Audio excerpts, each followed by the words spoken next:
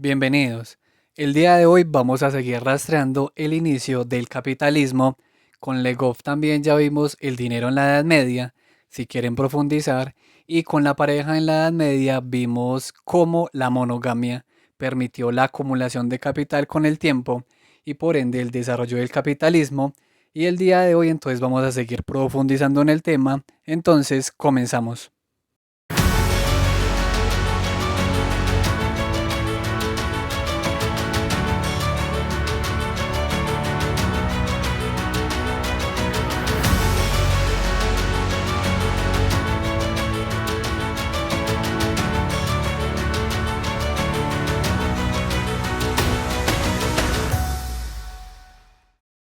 Entre el dinero y el infierno.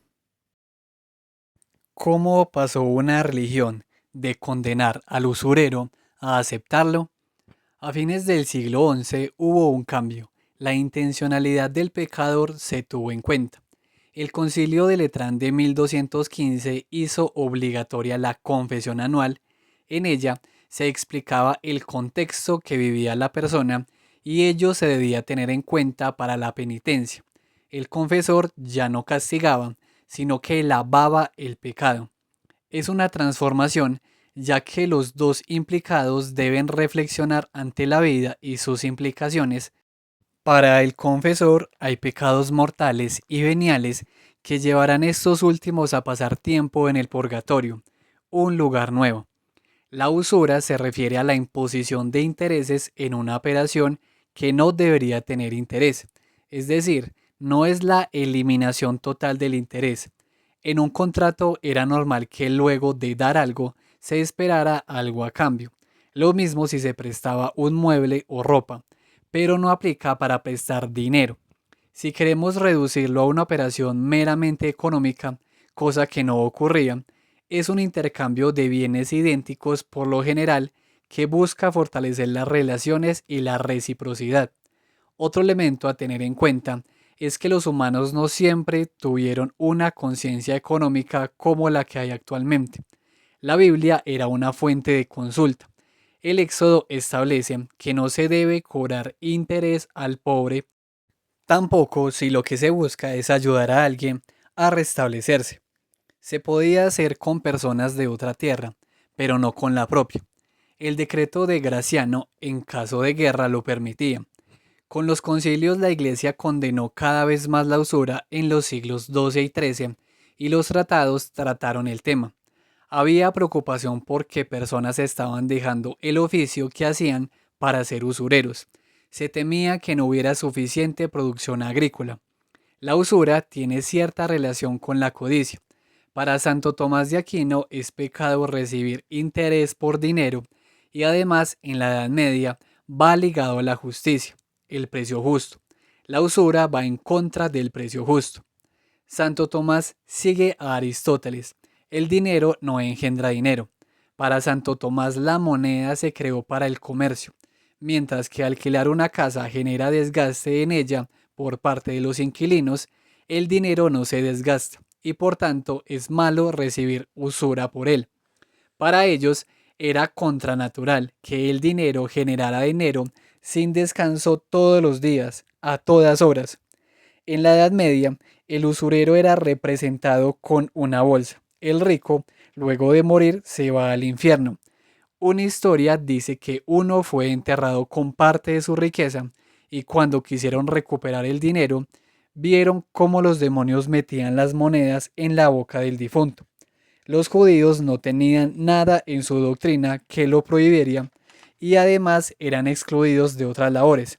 El auge económico del siglo XII comenzó a cambiar esta aversión por el crédito. La búsqueda por chivos expiatorios para culparlos por hambrunas y epidemias aumentó la persecución a los judíos. Los usureros cristianos, a pesar de su pecado, serían castigados por Dios en la otra vida. Con más usureros cristianos, el judío era un competidor y por ende el desprecio hacia ellos fue peor. El usurero cristiano era para la iglesia peor que el judío. El usurero es un ladrón, el tiempo es de Dios, y ya que no está generando interés por un bien que se usa, sino por el tiempo que se demora en pagar, se beneficia del tiempo que solo pertenece a Dios, entonces se está beneficiando de un bien ajeno. El concepto de propiedad aparece gracias al derecho romano en el siglo XII, relacionado con los bienes del hombre. El tiempo no es uno de ellos. Los nuevos intelectuales también fueron juzgados por colectar dinero, pues estaban vendiendo ciencia y ésta solo pertenece a Dios. Siguiendo la Biblia, había que ganarse el pan con el sudor de la frente. El trabajo contribuía con la obra de Dios, incluso el trabajo y el descanso. Para salvarse, el usurero debía devolver lo ganado, pero como no lo hacía, no se consideraba como alguien sincero. Otro punto son los pecados capitales. El usurero tiene relación con varios: avaricia, pereza. El escolasticismo comenzó a justificar algunas acciones teniendo en cuenta las situaciones que atravesaban las personas. Tomás de Chauvin incluso se sorprendía de que la iglesia no condenara a los príncipes cuando ellos se beneficiaban de los usureros. Dante pone al usurero en el séptimo círculo, detrás de blasfemos y sodomitas. Para una persona medieval, morir súbitamente en pecado era lo peor, y el usurero está en esa situación permanentemente. El usurero tenía que escoger entre la bolsa y la vida. Aunque hay muchas historias sobre usureros que no se arrepienten ni siquiera en el último momento, parece más una creación para dar ejemplo a las personas que una realidad. Las demás personas vivían en un mundo caótico, violento, por lo que no eran santos precisamente. La iglesia, con apoyo de los gobernantes, buscaba crear un mundo ordenado. Dios estaba lejos. El mundo estaba lleno de guerras, enfermedades. Solo los que tenían poder tenían una razón para dar gracias a Dios. Para los pobres, la vida era aprovechar el tiempo que quedaba. Alrededor del año 1000 aumentó la desigualdad. Satanás y su castigo se institucionalizó. Luego las cosas mejoraron y con el purgatorio otra posibilidad. Al examinar la legislación y la práctica, había una autorización de 12% anual, incluso más alta. Las personas que más eran criticadas eran las que sobrepasaban el límite. Los escolásticos plantearon unas excusas para la usura. Primero, pagos por el retraso en el reembolso de lo prestado. Segundo, si el usurero pudo haber ganado más con otra inversión. Y tercero, los maestros universitarios al enseñar se cansan y deben tener conocimientos previos, y el comerciante, siempre que no sea usurero, debe atravesar territorio, contabilidad, y por tanto estos dos requieren un esfuerzo y por tanto son trabajos que merecen ser remunerados. La cuarta tiene que ver con el riesgo. Este existía en la labor de un monje, de un guerrero, pero nace un riesgo económico: el riesgo de que el capital prestado no vuelva por insolvencia o irresponsabilidad. La quinta, el cálculo de seguro y lo inseguro. El cristianismo heredó un lugar de castigo y un paraíso de otras religiones, pero a fines del siglo XII nace el purgatorio. Se creía que había dos infiernos, ya que todos los pecados no eran igual de graves desde hacía mucho tiempo. Un término medio para las personas que no eran enteramente malas ni buenas, con pecados no del todo perdonados que podían saldar en el nuevo purgatorio. La condena ya no sería entonces eterna. Esto hacía que, en teoría, el infierno quedara vacío. Cesareo de Isterbach, en 1220, escribió cómo una mujer salvó a su marido, se recluyó cerca de la tumba de su esposo. Luego de 7 años de oraciones y ayuno, el marido se le apareció. Ya no estaba en el infierno y 7 años después ganó su entrada al cielo. El usurero solo podrá salvarse por contrición final, confesión o vomitando en el infierno para devolver el dinero. No siempre se logra, ya que el usurero debe regresar y encontrar a su familia. La mujer se salva si abandona al marido y se dedica a otra cosa, o si convence al marido en vida de cambiar de oficio. La esperanza que tenían los usureros gracias al purgatorio permitió que la economía progresara, al igual que el capitalismo. Un libro bastante corto, pero no por eso menos interesante. Nos muestra cómo se fue aceptando entonces la usura de cierta manera. Vimos entonces que sí se cobraba interés, solo que lo que se condenaba era que se superaba el interés, digamos que estaba establecido.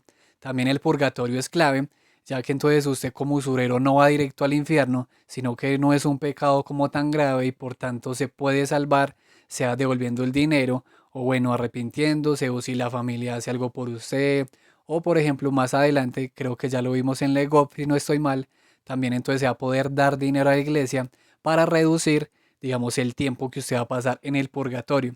Y también empiezan a aparecer entonces estas justificaciones, como que antes solo se consideraban ciertas cosas como trabajo y por tanto la remuneración no siempre era considerada, pero se empieza a ver ese riesgo económico y por tanto si hay riesgo económico también debería entonces haber una retribución.